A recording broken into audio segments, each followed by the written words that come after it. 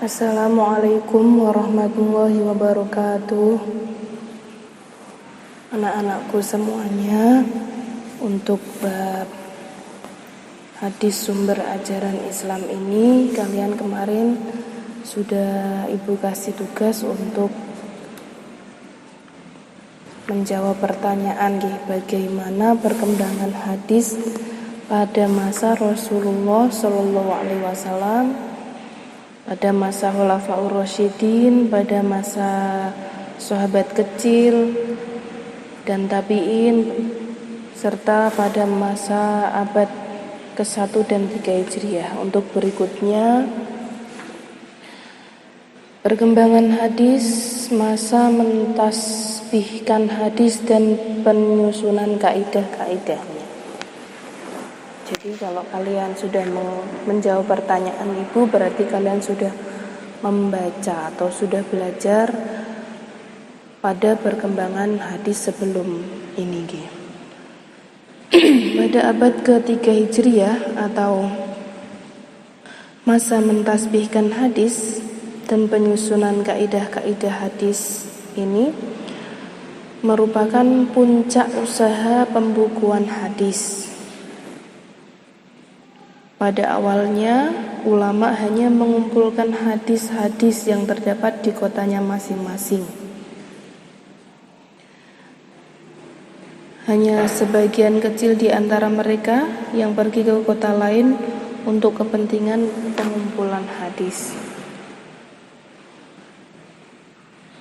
Lalu keadaan itu diubah oleh Al-Bukhari, Imam Bukhari. Beliaulah yang meluaskan ke daerah-daerah yang dikunjungi untuk mencari hadis. Pergi ke Maru, Naisabur, Baghdad, Basrah, Kufah, Makkah, Madinah, ke Mesir, ke Damsyik, Kusariyah, ke Asqalani dan Hims. Imam Bukhari membuat terobosan dengan mengumpulkan hadis yang tersebar di berbagai daerah. Selama 6 tahun terus menjelajah untuk menyiapkan kitab sahihnya. Kemudian Imam Bukhari menyusun kitab-kitabnya yang terkenal dengan nama Al-Jami'us Shahih. Dalam kitabnya, ia membukukan hadis-hadis yang dianggap sahih. Kemudian, Imam Bukhari diikuti oleh muridnya yang sangat alim, yaitu Imam Muslim. Setelah Imam Bukhari, Imam Muslim. Biasanya kan rawahul Bukhari, rawahu Muslim gitu, atau biasanya kalau enggak rawahul Bukhari wa Muslim, seperti itu. Sesudah Sahih Bukhari dan Sahih Muslim, bermunculan imam-imam lain yang mengikuti jejak Imam Bukhari dan Imam Muslim. Di antaranya Imam Abu Dawud, Imam At-Tirmidzi, Imam An-Nasai. Mereka menyusun kitab-kitab hadis yang terkenal dengan Sahih Bukhari, Sahih Muslim, Sunan Abu Dawud, Sunan At-Tirmidzi, dan Sunan An-Nasai. Kemudian kitab-kitab itu dikenal oleh masyarakat dengan judul Al-Usul Al-Khamsah atau Imam 5 itu ya. Kemudian juga ada Imam Ibnu Majah. Dalam menyusun sunannya ini digolongkan oleh para ulama ke dalam kitab-kitab induk yang disebut Al-Kutubus Sittah. Jadi kalau 6 imam itu tambah Ibnu Majah, kalau 5 itu tadi Bukhari, Muslim, Abu Dawud, At-Tirmidzi sama An-Nasai. Kalau disuruh untuk menyebutkan imam hadis, kalau Al-Usul Khamsah ya 5 imam tersebut tadi, Imam Bukhari, Muslim, Abu Dawud, At-Tirmidzi sama An-Nasai. Kalau 6 Al-Kutubus Sittah ditambah Ibnu Majah. Selanjutnya periode ke-6 dari abad ke-4 hingga tahun 656 Hijriah. Pada abad ke-4 ini hingga tahun 656 Hijriah, periode ke-6 perkembangan hadis, yaitu pada masa Abbasiyah angkatan kedua. Periode ini dinamakan Asru at-Tahdhib wat-Tartibi wal Istidraki wal Jami'. Ulama-ulama hadis yang muncul pada abad kedua dan ketiga yang disebut mutaqaddimin mengumpulkan hadis dengan semata-mata berpegang pada usaha sendirian atau pemeriksaan sendiri dengan menemui para penghafalnya yang tersebar di setiap pelosok dan penjuru negara Arab, Parsi, dan lain-lainnya. Setelah abad ketiga berlalu, bangkitlah pujangga abad keempat. Nah, ini pada periode ke-6 ya. Para ulama abad keempat ini dan seterusnya digelari mutaakhirin. Tadi mutaqaddimin, sekarang disebut mutaakhirin.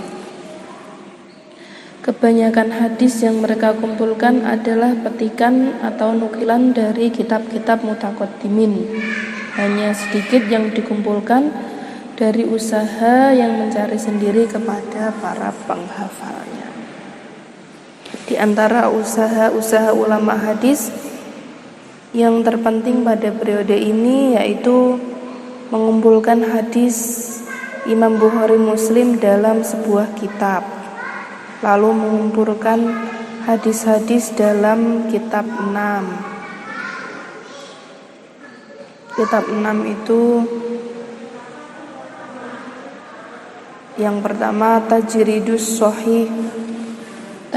Sihah oleh Razin Muawiyah, Al-Fami oleh Abdul Haq. Lalu yang terkenal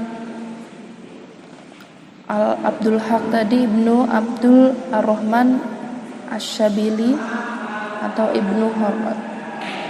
Yang ketiga, usaha-usaha hadis pada periode ke-6 ini mengumpulkan hadis-hadis dalam berbagai kitab. Lalu yang terakhir, mengumpulkan hadis-hadis hukum dan menyusun kitab-kitab adkraf. Berikutnya yang terakhir yaitu periode ke-7 perkembangan hadis, periode ke-7 yaitu tahun 656 Hijriah hingga sekarang. Pada periode ke-7 ini yaitu masa sesudah meninggalnya Khalifah Abbasiyah ke-7 Al-Mu'tasim yang wafat pada tahun 656 Hijriah sampai sekarang. Periode ke-7 ini disebut Ahdu as-Sarhi wal Jami' wat Takhriji wal Bahthi, yaitu masa pensyarahan nanti ya. As-Syarhi masa penghimpunan, wal Jami' wat Takhriji masa mentahrij, dan wal Bahthi masa pembahasan. Usaha-usaha yang dilakukan oleh ulama pada periode ke-7 ini yaitu menerbitkan isi kitab-kitab hadis, menyaringnya dan menyusun kitab 6 kitab tahrij serta membuat kitab-kitab fani yang umum. Banyak kitab yang dalam berbagai ilmu mengandung hadis-hadis yang perawinya atau pentahrijnya tidak disebutkannya. Pada periode ini, periode ke-7, sebagian ulama berusaha menerangkan tempat-tempat pengambilan hadis-hadis tersebut dan nilai-nilainya dalam sebuah kitab tertentu, yaitu misalnya tahrij hadis Tafsir Al-Kasyaf karangan Az-Zailai, Al-Kafi Asy-Syafi fi Tahrij Al-Hadis Al-Kasyaf oleh Ibnu Hajar Al-Asqalani, dan masih banyak lagi kitab tahrij yang lainnya. Sebagaimana periode ke-6, periode ke-7 ini muncul ulama-ulama hadis yang menyusun kitab-kitab atrof. Di antaranya Itof Al-Maharoh bi Atrof Al-Ashroh oleh Ibnu Hajar Al-Asqalani. Lalu ada Atrof Al-Musnad Al-Mu'tali bi Atrof Al-Musnad Al-Hambali oleh Ibnu Hajar, dan masih banyak kitab atrof yang lainnya pada periode hadis yang terakhir kali ini. Lengkap sudah hadis sumber ajaran Islam ya. Jadi selain Al-Quran, ada hadis yang sebagai sumber ajaran Islam yang kedua yang dijadikan rujukan oleh umat Islam. Terima kasih. Wassalamualaikum warahmatullahi wabarakatuh.